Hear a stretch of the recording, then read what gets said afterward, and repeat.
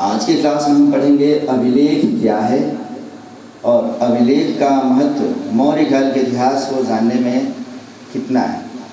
अभिलेखों का इतिहास क्या है, मौर्य काल तक कौन कौन सा अभिलेख खोजा गया, उन अभिलेखों को किसने पढ़ा, किसने अभिलेख के बारे में बताया।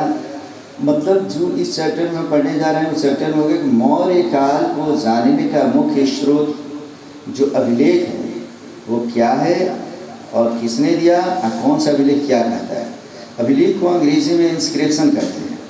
अभिलेख कहता है कि विविध आधार पर खुदवाए गए लेख, जिससे रॉक इंस्क्रिप्शन, माने अगर चट्टानों पे अगर कोई अभिलेख खुदवा दिया गया तो उसे हम क्या कहेंगे, रॉक इंस्क्रिप्शन। अगर किसी पिलर इंसर माने इंस्क्रिप्शन हो जाएगा इसमें, तो अगर पिलर पे अगर हमने खुदवा दिया, इसमें डबल LAR हो जाएगा, उससे होगा monumental inscription, copper plate inscription,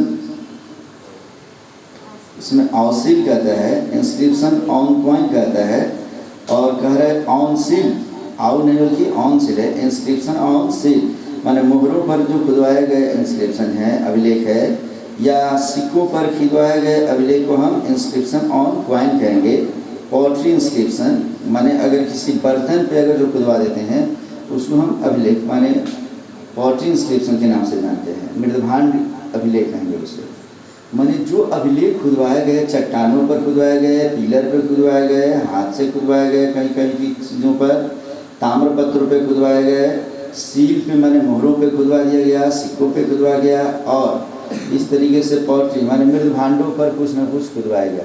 माने किसी बर्तन पे, किसी प्लेट पे, किसी चट्टान पे कुछ न कुछ खोद कर लिख दिया गया या चित्रकारी बना दी गई, किसी के बारे में कुछ बता दिया गया, वही हमारा क्या कहलाता है, अभिलेख कहलाता है। तो अभिलेख की उपयोगिता भी विविध क्षेत्रों में होती है। जैसे समुद्र, काफ़ी इम्पोर्टेंट, स्टार लगा लो इस पर, प्रयाग प्रशस्ति लेख या अभिलेख पूछता है कि प्रयाग प्रशस्ति अभिलेख से किसकी जानकारी मिलती है। समुद्रगुप्त के राजनीतिक इतिहास के लिए हम इसका इस्तेमाल करते हैं।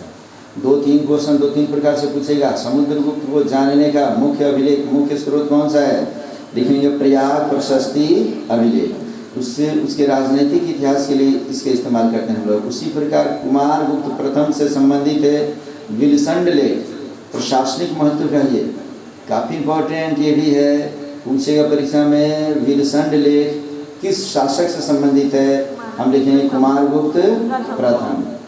चंद्रगुप्त द्वितीय विक्रमादित्य, इसका मथुरा लेख धार्मिक महत्व का लेख है, याद रखेंगे। ये चंद्रगुप्त द्वितीय विक्रमादित्य कहने का मतलब हो गया ये गुप्ता काल के लेख हैं सर। ये समस्त अभिलेख लेखों के बारे में बता रहे हैं हम। इसमें से आ जाओ भानुगुप्त का एरण अभिलेख, सामाजिक महत्व का, सती प्रथा का प्रथम जानकारी का स्रोत। माने सती प्रथा की जो चर्चा की गई है वो किस अभिलेख में की गई है, भानुगुप्त के एरण अभिलेख में की गई है। क्लियर है, याद रखेंगे। एरण अभिलेख यह भानुगुप्त के समय का है, जिसमें सामाजिक महत्व का है, सती प्रथा का चर्चा अगर सबसे पहली बार किया गया है तो कौन से अभिलेख में, एरण अभिलेख में किया गया। इसे भूलेंगे नहीं, इस पर डबल स्टार के चिन्ह लगा लो। अभिलेख प्रायः समकालीन होते हैं, सर्वाधिक प्रमाणिक एवं विश्वसनीय साक्ष्य है। किसी भी इतिहास को जानना है बच्चे तो वहाँ के अभिलेख हो जानेंगे। जैसे मानो कि कोई मकान बनता है, मकान कब बना कब नहीं बना और किताबों की बातें हटा दो, लेकिन उस मकान पे आगे जो छोटा सा देखना, एक प्लेट बनाकर उसको खुदवा दिया जाता है कि फलां व्यक्ति के कर कमलों से इसके उद्घाटन किया गया, और उसमें सन ईस्वी तिथि सब दे देता है, तो वो ऑथेंटिक साक्ष्य होता है। अभिलेख जो होता है वो सच्ची हिस्ट्री बताता है, ये गलत नहीं बताता है। अब इसमें हम पढ़ेंगे कि अभिलेखों को खोजने का क्रम क्या है, किस अभिलेख को शुरू से ऐतिहासिक काल में, भारतीय इतिहास में सबसे पहली बार अभिलेख का किसने खोजा है, उसके बाद किसने खोजा, किस किस व्यक्ति का महत्व है और कौन अभिलेख का महत्व क्या, ये सब हम पढ़ रहे हैं। तो सबसे पहले 1750 टी फैंथलर, याद रखेंगे किसने खोजा था, टी फैंथलर। प्रथम स्तंभ लेख ढूंढा दिल्ली मेरठ स्तंभ लेख के नाम से। तो भारत का सबसे पहला खोजा गया स्तंभ लेख कौन सा है, दिल्ली मेरठ स्तंभ लेख। इसे प्रथम स्तंभ लेख के नाम से भी हम जानते हैं। कई प्रकार के क्वेश्चन कि भारत में अभिलेखों को खोजने का पहला प्रयास किसने किया? टी फैंदलर ने। भारत में सबसे पहली बार अभिलेख कब खोजा गया? 1750 ईस्वी में। फिर आता है हमारा, इसमें से देख लो 1784 ईस्वी। 1784 में इसमें कहता है कि sir William Jones Asiatic Society of Bengal की स्थापना ये किए थे।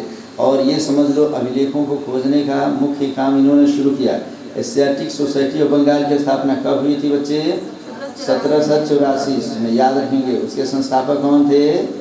Sir William Jones. ये विलियम जोन्स इतिहास को बदल के रख देंगे बच्चे। यही है ऐसे व्यक्ति होंगे जो एशियाटिक सोसाइटी ऑफ बंगाल की स्थापना करके और पूरे एशिया में, मुख्य तौर पे भारत में अलग अलग जगहों पे किस चीज़ की खोज किया जाए, खोज करने से कहाँ कहाँ क्या मिलेगा, ये सब बताने का मुख्य काम किसने किया? सर विलियम जोन्स ने किया था।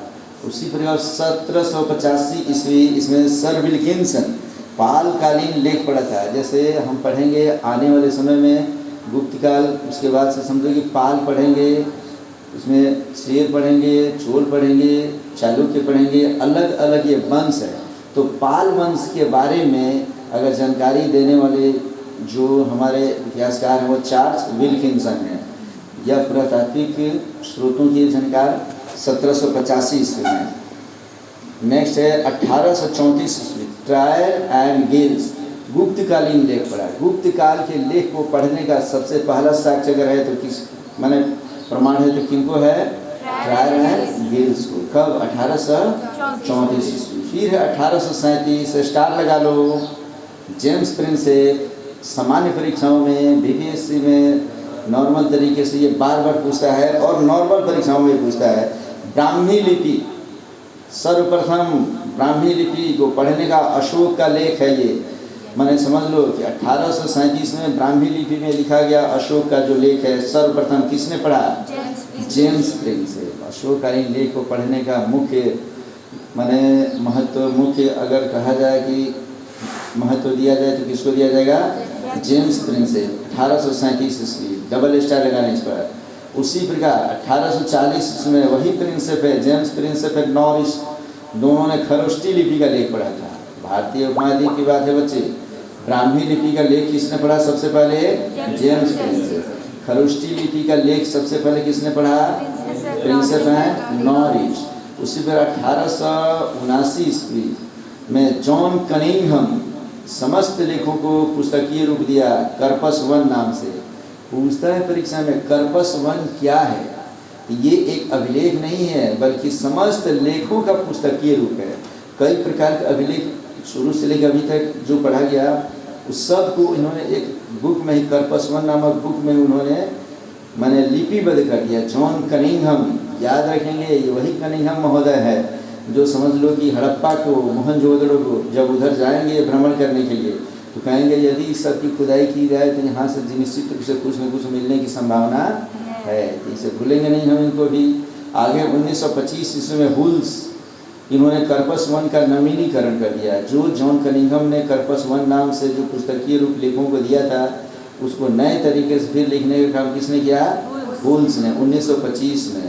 फिर इसमें दिया फ्लीट एंड रैप्सन, ये कार्पस 2 एंड कार्पस तृतीय तैयार किए। निश्चित तिथि इसका पता नहीं है लेकिन इन्होंने फ्लीट एंड रैप्सन ने कार्पस 2 और कार्पस तृतीय थे। कार्पस नाम का मतलब होता है अभिलेखों का, लेखों का संग्रह। तो कार्पस 1 जो है पहली बार अभिलेखों का संग्रह कर दिया गया कि पहला अभिलेख ये था, दूसरा ये था, तीसरा ये था, इसमें ये बताया गया। ये सब इसमें एक पुस्तक में बता दिया गया। समझ गया सर? मुख्य तौर पर इसमें कहता है कार्पस 1, कार्पस 2, कार्पस 3 ये क्या है इसे समझेंगे कि अशोक पूर्व माने मौर्य काल के अशोक के पहले और अशोक के काल का उल्लेख करता है कौन? कार्पस 1। समझ में आ गया? माने अशोक के समय कौन कौन से अभिलेख थे, अशोक के पहले कौन कौन से अभिलेख थे, ये किस पुस्तक से पता चलता है? कार्पस 1 से। उसमें कार्पस 2 मौर्योत्तर काल का लेख है। यदि हमारे भारतीय उपमहाद्वीप में मौर्य वंश जब समाप्त हो गया तो कहीं शुंग वंश, कहीं कण्व वंश, कहीं मान लो कि अलग अलग वंश, कहीं चेदी वंश या कहीं मान लो कि कुषाण वंश उत्पन्न होते हैं। तो इस काल में कौन कौन से लेख है ये कौन बताता है? कार्पस 2। और कार्पस 3 बताता है गुप्त काल, माने सबसे पहले मौर्य काल, फिर मौर्योत्तर काल। मौर्योत्तर काल के बाद शुरू होता है गुप्त और गुप्तोत्तर काल का अंतिम समय, प्रारंभिक मध्य काल, माने गुप्त काल से लेकर गुप्तों के समापन पर अलग अलग हिस्से में कई सारे राजा उभरेंगे। और उन राजाओं के बाद से समझ लो कि हमारे भारतीय उपमहाद्वीप पर विदेशी आक्रमण किस तरीके से हो रहे हैं, पहली बार उस सब की चर्चा किस में दी गई है, कार्पस 3 में दी गई है। तो इस तरीके से हमने बताया अभिलेख, कौन कौन सा अभिलेख की शुरुआत होती है, किस अभिलेख को सबसे पहले कौन पढ़ता है, किस काल का कौन सा अभिलेख है, ये हम पढ़ चुके हैं बच्चे। अब अभिलेखों का इतिहास तो ये हम दूसरे वीडियो में पढ़ेंगे।